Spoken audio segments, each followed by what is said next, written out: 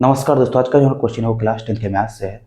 और ये क्वेश्चन जो है क्लास 10 के मैथ के बिहार बोर्ड 2021 के मॉड्यूल पर 2025 से है। इस क्लास में जो है हम क्वेश्चन नंबर 26, 27 और 28 को सॉल्व करेंगे और क्वेश्चन का जो टाइप है वो सब्जेक्टिव है। तो चलिए बारी बारी से जो है सबको सॉल्व करते हैं। यहाँ देखिए क्वेश्चन नंबर 26 में क्या दिया गया है कि निम्नलिखित बंटन का माध्य ज्ञात कीजिए। मतलब यहाँ पर जो बंटन दिया गया है उसका जो है माध्य निकालना है। तो इसके लिए जो है पहले क्या करते हैं कि इस सारणी को समझ लेते हैं, इस बंटन को जो है समझ लेते हैं। तो ये देखिए वर्ग अंतराल 0 से 10 के लिए, वर्ग अंतराल 0 से 10 के लिए जो है बराबरता 8 है। मतलब कि 0 से 10 के लिए जो है कितना संख्या है, तो 8 संख्या है। और वर्ग अंतराल 10 से 20 के लिए जो है 15 संख्या है।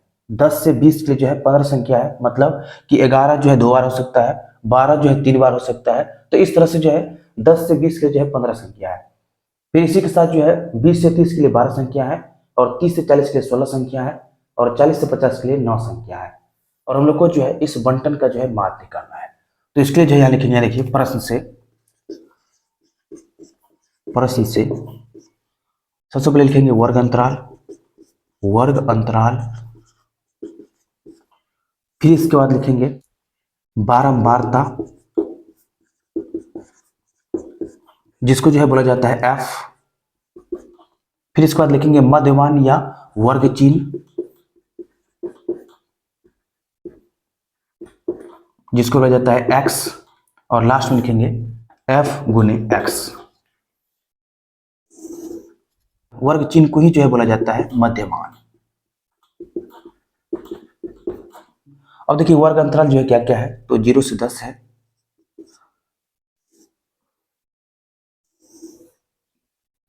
10 से 20 है,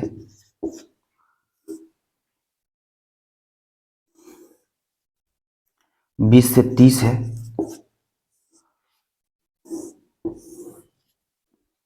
30 से 40 है,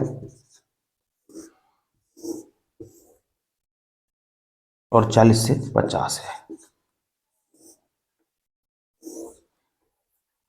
अब देखिए 0 से 10 के लिए कितना बारंबारता है, तो 8 है। 10 से 20 के लिए 15 है बारंबारता। 20 से 30 के लिए जो है 12 है बारंबारता। 30 से 40 के लिए बारंबारता है 16, और 40 से 50 के लिए जो बारंबारता है वो है 9।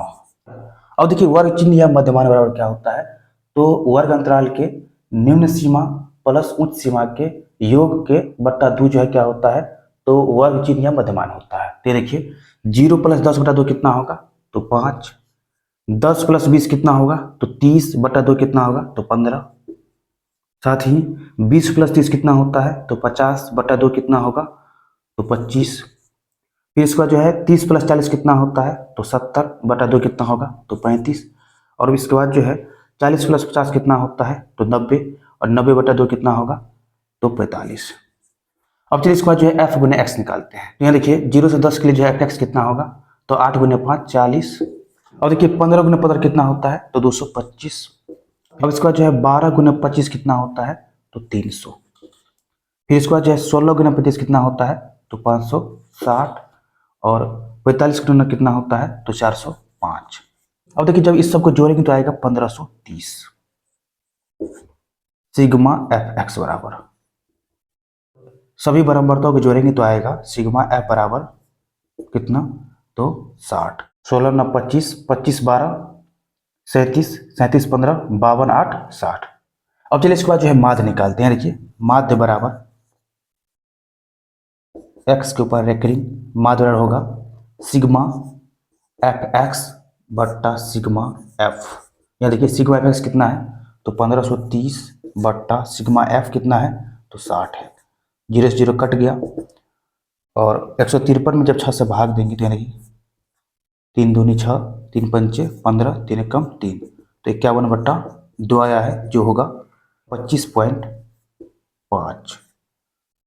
51 में जब 2 से भाग देता आएगा कितना, तो 25.5 आएगा, और ये जो अपना आंसर आ गया। अब चलिए इसके बाद जो क्वेश्चन नंबर 27 को सॉल्व करते हैं। और इसके बाद जो क्वेश्चन नंबर 27 में देख क्या दिया गया है कि यदि 14 सेंटीमीटर त्रिज्या वाले वृत्त का एक चाप केंद्र पर 120 डिग्री का कोण अंतरित करता है तो चाप की लंबाई ज्ञात कीजिए। तो क्वेश्चन बोला गया है कि एक वृत्त है जिसका त्रिज्या जो है हमें कितना दिया गया है, तो 14 सेंटीमीटर। कितना दिया गया है, तो 14 सेंटीमीटर।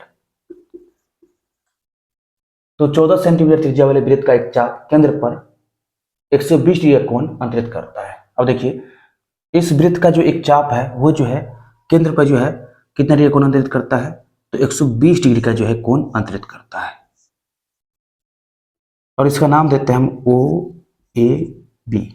तो ये ए बी जो है एक चाप है जो केंद्र पर जो है कितना डिग्री कोण अंतरित करता है, तो 120 डिग्री का कोण जो है अंतरित करता है। तो अब जो है हम लोग को इस चाप की जो है लंबाई निकालना है, तो चलिए निकालते हैं। यहाँ देखिए तो इसके लिए जो है पहले क्या करते हैं कि जो क्वेश्चन में दिया गया है उसको पहले लिख लेते हैं। तो देखिए दिया गया है कि वृत्त के त्रिज्या बराबर, जिसको हम r मानते हैं, कितना दिया गया है, तो 14 सेंटीमीटर। अब इसके बाद जो है लिख लेते हैं कि चाप द्वारा केंद्र पर अंतरित कोण थीटा बराबर वृत्त के चाप के द्वारा केंद्र पर अंतरित कोण थीटा बराबर कितना, तो 120 डिग्री। अब चलते हैं प्रश्नानुसार। प्रश्नानुसार जो है हम लोग को क्या निकालना है, तो इस चाप की लंबाई ए बी की लंबाई। तो यहां देखिए आप लिखेंगे प्रश्नानुसार वृत्त के चाप ए बी की लंबाई। यहां पर जो है इस टाइप से जो हम लगाए हैं कर्व जैसे, वक्र जैसे, तो वो जो है चाप के लगाया है। चाप की लंबाई बराबर 2 पाई आर थीटा बट्टा 360 डिग्री। यहाँ देखिए वृत्त के चाप की लंबाई बराबर क्या होता है, तो 2 पाई आर थीटा बट्टा 360 डिग्री। अब देखिए यहाँ पर आप लिखेंगे 2 गुने पाई का मान जो है लेना है 22/7, क्योंकि क्वेश्चन में जो है पाई के बारे में कुछ नहीं बोला गया है, तो इसीलिए जो है हम यहाँ पर पाई का मान 22/7 लेंगे। गुने आर का मान कितना है, तो 14 सेंटीमीटर। गुने थीटा कितना है, तो थीटा जो है 120 डिग्री है बट्टे में 360 डिग्री, और यहाँ पे लिखेंगे सेंटीमीटर, क्योंकि लंबाई जो है सेंटीमीटर में ही होता है। अब देखिए यहाँ पर 120 डिग्री से जो है जब 360 डिग्री में भाग दें तो आएगा 3, 120 दिया 360। अब देखिए 7 दूनी 14। अब इसके बाद जो है पूर्ण रूप से नहीं कटेगा, तो यहाँ लिखेंगे 22 दूनी 44 दूनी 88 बट्टा 3 सेंटीमीटर। फाइनली लिखेंगे यार देखिए कि अतः वृत्त के चाप ए बी की लंबाई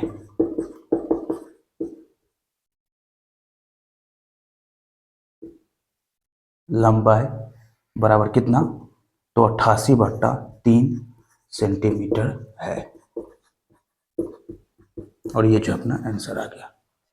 अब यहाँ पर क्वेश्चन 28 में क्या दिया गया कि यदि किसी लंबवृत्तीय बेलन की ऊंचाई उसके आधार की त्रिज्या की दुगुनी है एवं उसके वक्र पृष्ठ का क्षेत्रफल 616 सेंटीमीटर स्क्वायर है, तो उसके आधार की त्रिज्या निकालें। तो क्वेश्चन के अनुसार क्या करते हैं कि एक बेलन जो है पहले बना लेते हैं। तो देखिए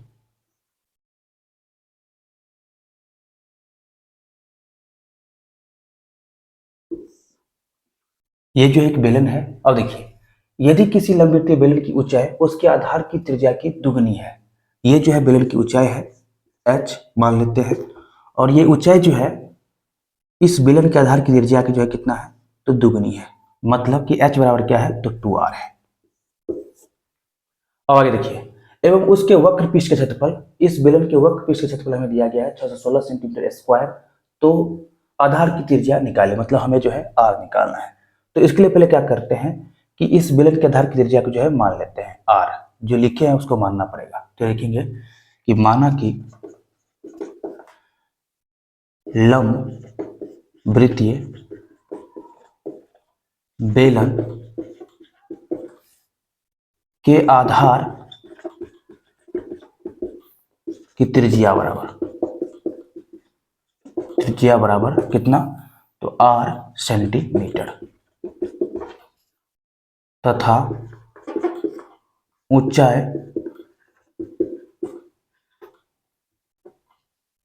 h बराबर कितना, तो 2r, जो हमें क्वेश्चन में दिया गया है सेंटीमीटर। अब देख लेते हैं प्रश्नानुसार। यह देखिए प्रश्नानुसार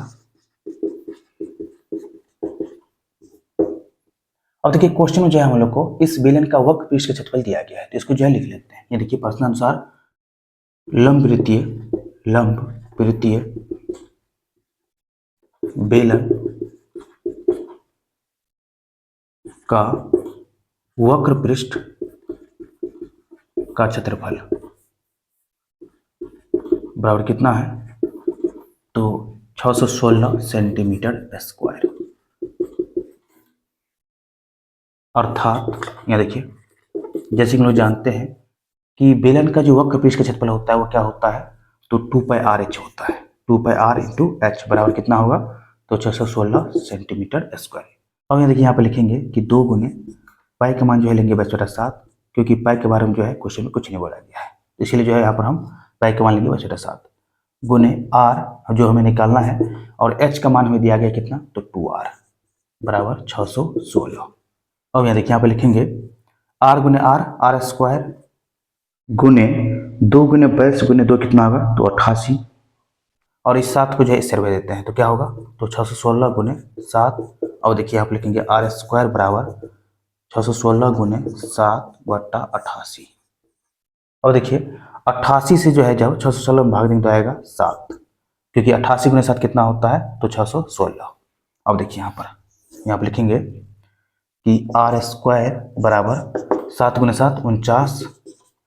अब इसके बाद जो है इस 49 को इससे लेके आते हैं तो क्या होगा, तो r स्क्वायर माइनस 49 बराबर 0। अब देखिए यहाँ पर लिखेंगे कि r स्क्वायर माइनस 49 को लिखेंगे 7 का स्क्वायर बराबर 0। अब देखिए ये जो है किस रूप में है, तो a स्क्वायर माइनस b के रूप में, और a स्क्वायर माइनस b का फॉर्मूला क्या होता है, तो a plus b into a minus b. तो यहाँ पे लिखेंगे r plus 7 into r minus 7 बराबर 0। अब देखिए यहाँ पे लिखेंगे r प्लस 7 बराबर 0 या r माइनस 7 बराबर 0। यहाँ देखिए यहाँ पे लिखेंगे r बराबर 0 माइनस 7 या r बराबर 0 प्लस 7। अब देखिए यहाँ पर जो है r का मान जो है ऋणात्मक आया है, और हम लोग जानते हैं कि लंबाई जो है कभी भी ऋणात्मक नहीं होता है, तो इसीलिए जो है ये मान क्या होगा, तो अमान्य होगा। तो यहाँ लिखेंगे कि यहाँ r बराबर -7 ऋणात्मक है, इसीलिए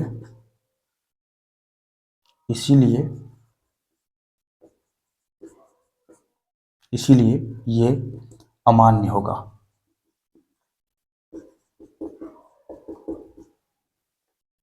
अतः बेलन के लंब वृत्तीय, तो ये मान अमान्य है तो यही मान रह जाएगा बस। तो यहाँ लिखेंगे कि अतः लंब वृत्तीय बेलन के आधार की त्रिज्या कितना आ गया, आधार की त्रिज्या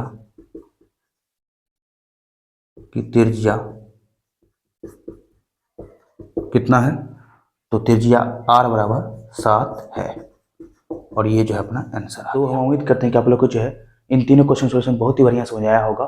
तो अभी इतना ही। इस वीडियो को जो है जल्दी से शेयर कीजिए, और अभी तक चैनल को सब्सक्राइब नहीं किए हैं तो सब्सक्राइब कर लीजिए। जल्द हम मिलते हैं किसी नए क्वेश्चन के साथ।